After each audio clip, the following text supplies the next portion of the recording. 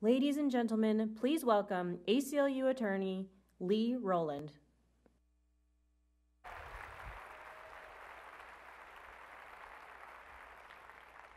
Hi guys, thank you for being here. I particularly appreciate it because I am a free speech attorney, so we're going to talk about resistance. All right. So I work to protect free speech at the National ACLU, and I'm what you'd call a true believer in the First Amendment. It is foundational, and what that means is without the right to speak, without the right to organize and protest, we wouldn't be able to call out injustice and organize for a better world, which is what we're all here for.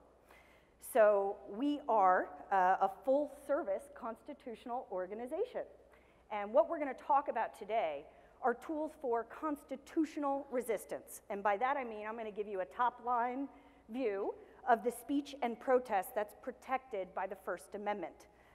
Now, what we're not talking about today is intentionally breaking the law or engaging in civil disobedience. Those may be powerful acts of resistance, but if you choose them, I want to make sure that's a considered choice and that you know the Constitution may not protect you from the consequences of that kind of action.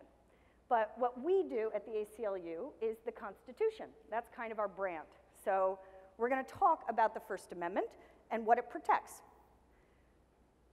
The first thing to note is that we fight, as you've heard from Faz and Anthony, for equality and justice for all. And when we fight for free speech, we also fight for the rights of all speakers. And that's true whether you're left or right, or socialist or libertarian, whether you're hateful or nonsensical, we defend it all. And that means that there are times when we may protect the speech of somebody that we fundamentally disagree with, because their rights, their beliefs are protected by the Constitution too. And the reason that's so important is because our First Amendment rights are truly indivisible.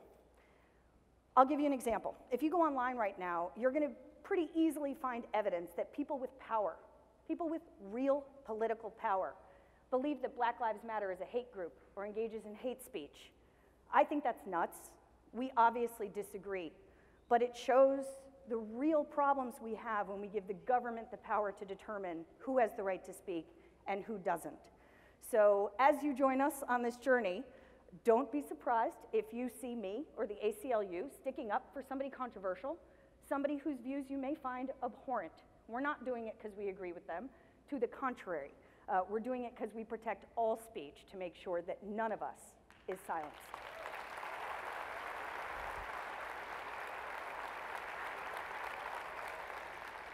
Okay, so let's talk about the First Amendment a little bit. The First Amendment, it turns out, has everything to do with geography. Where you stand determines in large part how much your speech or your protest is protected. Here we have an old school quote from the Supreme Court, and it kind of is laying out the big three, what we call streets, sidewalks, and parks. So you might know on a gut level, you don't really have a right to go in and hold a protest on somebody else's private property. But these places, what we call public forum spaces, it's almost impossible for the government to silence you consistent with the Constitution. So let's start with streets.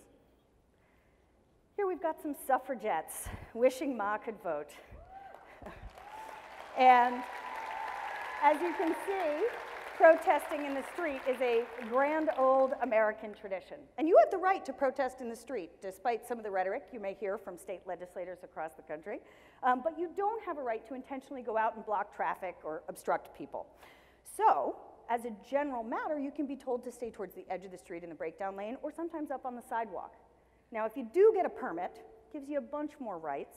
You can work with law enforcement to get things like a parade route that can actually shut down streets. You can use amplified sound, and you can produce incredible images like this. Imagine if the suffragettes could see. 104 years later, here we have a new generation of people making their voices known in the streets, and it turns out we do vote now, and we march. And the Women's March was the single largest day of protest in American history. Yeah. Damn right. I call that a good start. Let's give that day a run for its money. And you might not be surprised that sidewalks are a great place to protest, and you might not be surprised either to know that the sidewalks outside of Trump Tower have become a very popular place to make one's voice heard in Manhattan. And sidewalks are great. Again, same rules. If you don't have a permit, you can be asked by police to make sure that pedestrians can still get by, but it's a great place to speak if you have no interest in getting a permit or you don't have one. You got a ready-made audience, and you can still gather together and have the power of your voice. Finally, parks. I hope you all recognize this iconic image of Martin Luther King Jr. giving his I Have a Dream speech on the National Mall, a place that has been the site of many history-changing protests. And you can go into a park anytime and make your voice heard. You can sing, you can pray, you can chant, you can dance, you can hold up a sign of any size. But you should know that every park pretty much has a number of people that will trigger a permit requirement for a single event. So if you're organizing a protest, make sure you know what that number is. And if you're going to exceed it, understand that you're going to have fewer rights in the park if you don't have one of those permits. Now, there's an exception to that rule, and that is if you gather in response to breaking news. Here, unfortunately, we have one such protest of New Yorkers gathered in the wake of the police killing of Michael Brown. And so those were folks who didn't have a protest but had every right to be in that park. As you can see, we're still working to perfect Dr. King's dream. So let's get a little more complicated. What about other types of government property? Places that aren't really designed for protest or we think of as a public space. In these kind of spaces, the general rule is going to be that the government's going to have more ability to shut you down if they can argue that your behavior is disruptive. And of course, we want to disrupt, right, with our dissent. So ideally, we're going to be in one of these constitutionally protected places so we can do that without censorship. But let's take airports. They've become a popular place for protests lately. While airport officials can stop you from disrupting, they can't stop you from engaging in any free First Amendment activity. And of course, that just makes sense. You see people with signs saying, "Welcome home," or "Limo for Mrs. Trump" every day, right? So this young girl's just saying, "Welcome to New York." But the rule is, each of those places has a business to do. So the job of an airport, its business is travel. The farther away you are from the kind of core of that business, the more rights you're going to have.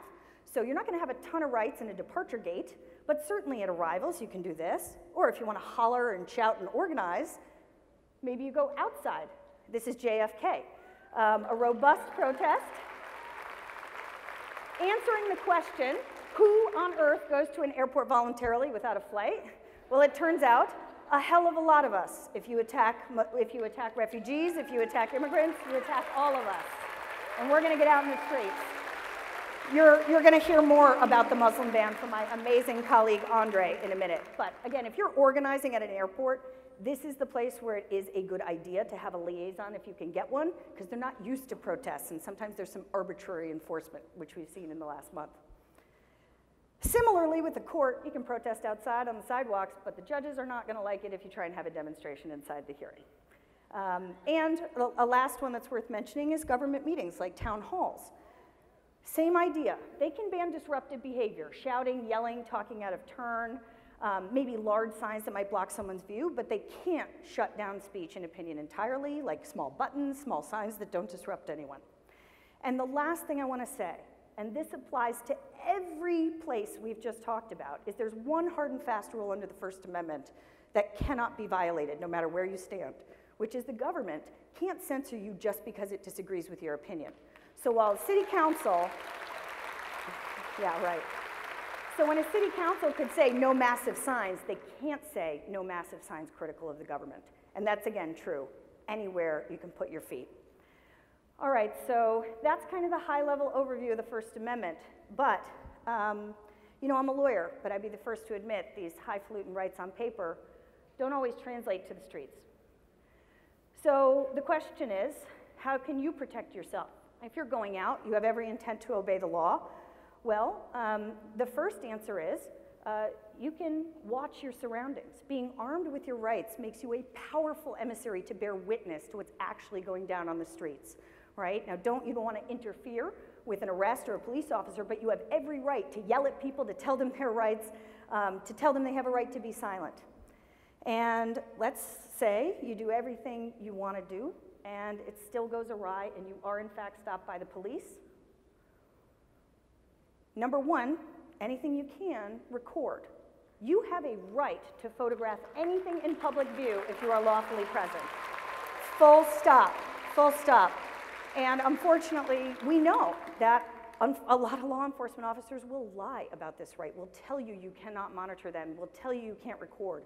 That is not true. And if that happens to you, make notes and tell your friends at the ACLU. Here is an example of one of our Know Your Rights materials. I'm obviously here to give you a quick overview. So come find us at aclu.org and we'll drop some hardcore knowledge on you. This is one of our Stop by the Police Know Your Rights.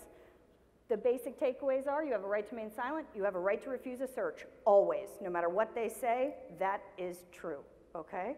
But again, don't let this dissuade you.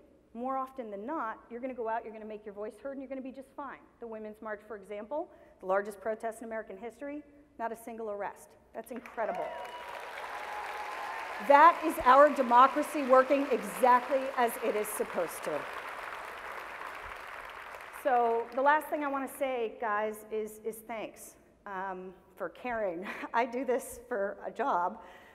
But it's amazing to see so many of you here caring about your values and your principles and the American tradition enough to play your part in it and to go out and speak truth to power.